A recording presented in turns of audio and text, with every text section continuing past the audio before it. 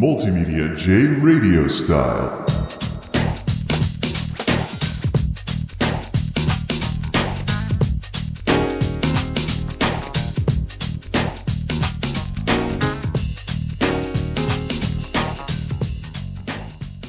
Ladies and gentlemen, once again, analog audio right here on MultimediaJay radio style as I take the Behringer XM8500 setup that I've got going here for a test drive.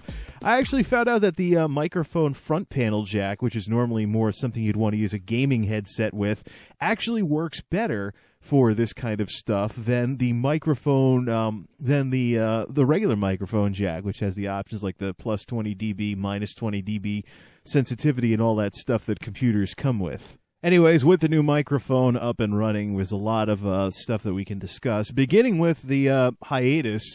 When I say hiatus, it's not like I'm leaving YouTube for good. And I'm glad I actually gained subscribers rather than losing. Last time I did something like this, I had a bunch of people unsubscribe immediately because they thought I was done. And it was like, you know, some kind of goodbye video or something along those lines. But I basically ran into some problems with broadband connectivity, which is an issue, even where I am, is an issue. Out here in the middle of nowhere, of course. People have problems with broadband connectivity all around the country, especially with the United States' embarrassing broadband situation compared to other parts of the world, particularly the Republic of Korea. But that's another discussion for another day. What I want to talk about here is pretty much every year or so, there's at least one major broadband outage, and this broadband outage causes problems, of course, for me and stuff like that. So I'm talking like a situation where all the lights are on your modem, but you can't connect to anything. So everything goes down for a bit. And in about 15 minutes or so, it's back online. The last notable one of these that I had was right before Guild Wars 2 launched last summer, which really got on my nerves. Here I was paying for pre-launch access to Guild Wars 2, and the game and everything goes dead. Not too long before the servers went live for the preview before the actual release day and stuff like that. So I wasn't happy about that. Besides actual network issues, the only other thing that I run into on a pretty regular basis is complete and total disconnect, like total system issues, like the like disconnects and stuff like that. Now I run into that with disconnects and things along those lines, where the DSL light turns red, or the light that tells you have an outbound connection goes into not working mode. The last time we had something like this was after Hurricane Irene blew through and some equipment got damaged, and I called AT&T's tech support, got the runaround from them, and eventually I got a call from their maintenance people, which is the people I wanted to hear from in the first place. They're like, "Yeah, we found a problem and we completed the repairs, so everything should be back to normal. Let us know if everything isn't." So yeah, it's the line technicians that are the good folks, not someone that's some help desk halfway around the world who gives you doozies for advice in terms of how to use your equipment. I'm sorry, but this is bringing back some really painful memories of some really bad tech support experiences that I've had over the years. Like there was this one time when I was having connectivity issues, so I called these folks. And I had the help desk person literally tell me to take the cat cable that goes from the modem to the computer and switch the ends on it, plug it in the other way. Yeah, well, just if you just change it around and just switch the ends, it can actually help things and stuff. Does this guy know how wires work? Yeah, guy knows how wires work. Gets to be a help desk technician. Go figure, right? So it's good that this situation kind of resolved itself. I basically I didn't get around to calling them when I made that intermission video earlier, but what I wound up doing was I basically cook tested it, as we'd say in the world of electronics, where you see if something's going to fail by just using it and using it and using it. Every single night for the remainder of the work week, I did at least one run-through of the Molten Facility dungeon in Guild Wars 2, which is part of the Flame and Frost Retribution thing going on right now, if you folks are involved in that game or that world event in-game and stuff like that. But every single night, and we're talking about a dungeon here, a 5-player dungeon, that's on par with most of the stuff in World of Warcraft. So here's a big, long dungeon that takes well over an hour. no disconnects or lag or anything whatsoever. Matter of fact, it was the other people that were lagging out. I was tempted to type Comcast or something like that when I said, oh, lag, because there actually have been times when there have been several times when I've run dungeons in games like World of Warcraft and someone lags out and they're like, oh, Comcast. So glad it seems like this situation. So I guess the ultimate test will be I'm supposed to record an episode of Out of Continues with Staffa this weekend, and it would be very interesting to see if any issues come up with that and stuff like that. So that's the situation with the internet thing. I never intended on taking the channel down permanently or anything that even so much as looked like that. It's just that when you have video uploads that can take sometimes up to hours, you can't take the risk of uploading like 800 megs out of a 1 gig video, and then the upload gets cut off, and you got to start all over. I don't know if YouTube supports resuming uploads properly yet, but I didn't want to take the risk. So, yeah, hopefully AT&T keeps their head on straight. Although, as much as AT&T as a company ticks me off to no extent, AT&T Connecticut, their local subsidiary, I find actually runs a pretty decent operation around here, even though this is DSL territory. There's no Uverse out here, so it's all dinosaur subscriber line, blah, blah, blah, blah, blah, etc. So anyways, now about this setup that I'm working with here, with the return to analog audio, of course, came the return of analog audio noise. Yeah, analog audio noise. So I'm getting some crackling and stuff in the background when I record this, caused by like noise inside the computer or noise that the cabling that I'm using is picking up. Overall, it's pretty good recording quality in terms of recording properly. And I'm in audio creation mode, so I've got the it changes everything over and it neutralizes the EQ on the computer, so I can record things completely flat. And that way, everybody's EQ doesn't get applied on top of my EQ.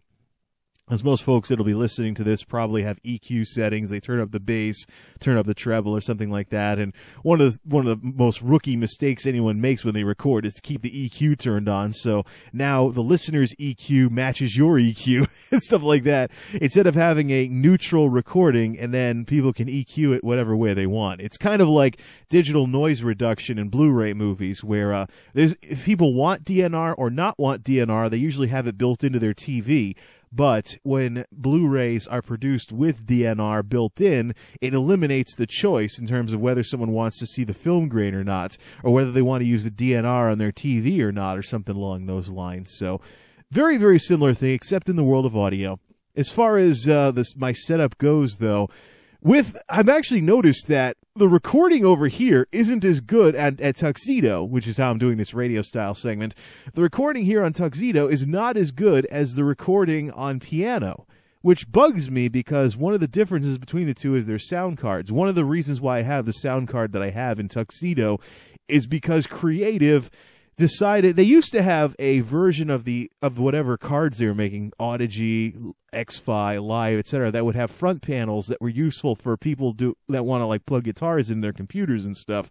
And there were people that originally there were sound cards that once were general purpose enough, I should say, that with their front panels you could do basic audio recording, like with instruments and microphones and stuff like that, and send it in via 1/4-inch mini jack. But ever since this whole Fatality series thing that Creative started, which is what my last sound card is from, this whole Fatality series thing, ever since that mess got started, it just hasn't been the same. I mean, Creative cards still have the Creative cards out there still have their audio recording features, but it's kind of like a leftover from previous cards. I find that the support for general audio for this newer Fatality series thing isn't as good as it was on the last one. And the only reason I have the sound card that I have in this machine is because I use a real-time encoder to send the information in Dolby Digital format out to my AV receiver and get 3D that way. This basically was the missing link, because even the onboard audio on my motherboard will output digitally, but it will not encode for surround sound. So you'd get like front 2 speakers and that's it, even if you had 5.1. Even if you had it going out through coax, Toslink optical or coax or something like that, you would still not get proper surround sound without using a real-time encoder. But that's I'm actually going to eventually do a video about the quirks of using a home theater system and an AV receiver to do your computer sound. to be the second part of the mini-series I started last year, where I talked about the quirks of using your TV monitor as a computer, or a television as a computer display. Ultimately, though, it was these technical changes and the split off between multimedia and gaming, particularly with Creative's control of EAX technology and how other competing sound cards often only go up to EAX, like a previous version of EAX. Last time I looked at this, the current version of EAX was 5, and the only EAX available on previous gen sound, or previous competing sound cards, I should say, that weren't made by Creative was EAX2. So it's really a interesting kerfuffle. That's one of the big reasons why I had to go from a one-size-fits-all computer setup similar to what I had in college, where I had everything going through one system, to the more specialized setup I have now, where I've got a main machine, and then I've got a machine that's more multimedia, type stuff that I'd record music with or stuff like that. But if things continue the way they are with this crackling and stuff like that, I'm really seriously tossing around the idea of only using piano for all of this. Do the Attic Continues things through piano, put Skype on there as well, and things like that, and stick to that. And only record on Tuxedo when I'm doing voiceovers with gaming footage, in which case you won't be able to hear the analog artifacts anyways. Although I think with something like Radio Style, with the compression that I work with on these radio style segments, I should say. I think with the stuff that I'm doing here, I really think nobody's really going to be able to hear very much of the analog noise after the compression goes through, and this thing goes through a round of compression. But that's basically the situation here. This Behringer is working okay for this kind of stuff, and it's better than the Radio Shack mic, which makes me sound a hair more robotic. But now, going back to analog audio, I'm being reminded of the differences between the sound cards on Tuxedo and piano, which will be a factor in what I do where later on. But for now, I think this setup will work. I can probably record out of continues like this if I don't just set it up on piano instead. I'll probably do things this way for out of continues. The only issue is the lack of a hard switch to mute my output for when I don't need to talk on the show. But I think what I'll do is I'll have the mixer on screen, my digital mixer here, that I can just... See, I just cut myself off like that, and yeah, I can just use that in the show tomorrow to mess with this. I also have some other effects in here, too. So here's an wah-wah sound, which obviously was made for guitars. There's a chorus effect, which, let me play with the settings. Actually, what happens when you turn this up? Turn that up all the way. Yeah, that sounds really robotic. We've got a compressor, which introduces lag, which causes problems with me hearing myself over this and makes me talk slower. Distortion, which obviously is for a guitar, again, although it's not as good as the distortion pedal. Flanger, we all know what flanger sounds like, again, made for a guitar. I don't know what this parametric EQ thing is for. Let me get the settings on that. I think it's like a real time. Oh, it's like low pass, high pass. I like if I want to EQ myself in real time. And you have the pitch shifter for chipmunk mode. And then this vocal morpher thing. I really have no clue what it's supposed to be, but there's these things here, and I guess if we really let's see these like phoneme settings and stuff like that, and let me just change them up a bit. It really just. It makes me sound like I'm talking through a Zoob tube. Hey, remembers those toys from back in the day. But anyways, all right, back to normal sounding recording here. Note to self, finish the last word before hitting the stop button. I've got some new toys at my disposal, that's for sure. I like the pitch shift. Hey, chipmunk mode, and if we turn it down just a bit. There we go. Now I sound really nerdy. So if I ever want to make myself sound like Chris Perillo, I know exactly what to do. Or better yet, mix them together and mix the dry signal with some of the wet signal to make it sound stupid or something. Then turn it all the way down and... Now it really sounded evil. Okay, that's enough playing with the audio stuff here. So it looks like this Behringer mic will serve quite a purpose with this type of stuff. So that's the situation, what's been going on. I'm glad the internet stuff seems to have resolved itself. I want to play some more Guild Wars 2. Got an out of continuous thing to record as well, and some other things as well. But at least I won't sound as terrible now without the Blue Yeti, although I still need to send that thing out for service. Actually, no, it's not even being serviced. Kudos to Blue. They're going to RMA. It's RMA for replacement. They want to replace the thing under warranty. So we'll see how the replacement works and see how long that one lasts. Although I do have some plans to try and avoid blowing out the USB jack so quickly when it comes back. But that'll require a trip to Monoprice, and I'll do that while it's out for service. Anyways, this pitch shifter. Didn't have that one last time with Chipmunk Mode. Yes! Okay, enough playing with the toys that I've got on this setup here. Till next time, this is MultimediaJay signing off. You've been listening to MultimediaJay Radio Style. Thanks for listening, and thanks for stopping by.